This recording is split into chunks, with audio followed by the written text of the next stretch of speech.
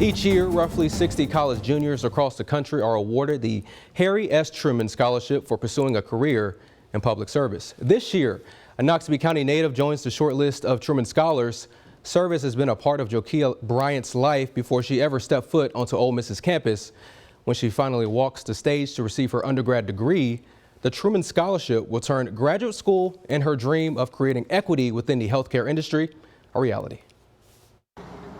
Most Truman Scholars you meet have a remarkable story.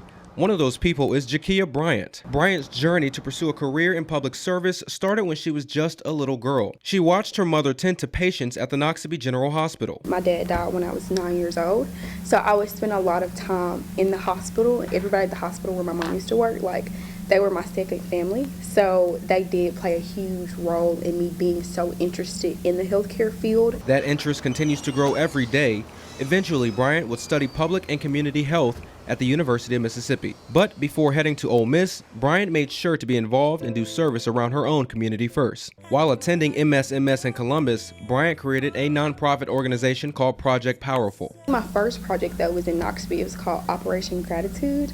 And what we did was I hosted a wellness seminar, and we talked about the implications of nursing homes. We wrote letters and cards to people from Macon in the nursing home, and I delivered those cards. And that was one of the first projects that I ever did, and I fell in love with it. And she kept pushing to help families with unmet needs. Bryant is one of 4 children. Her mother raised their family in a single-parent household. Bryant says most families in Noxubee County have low socioeconomic backgrounds, limiting their access to health care. So she became more dedicated to her academic studies with hopes to create equity in the healthcare field and make preventative health care accessible to everyone. Even being from a lower income side of the state, you see that the healthcare system is not always on our side.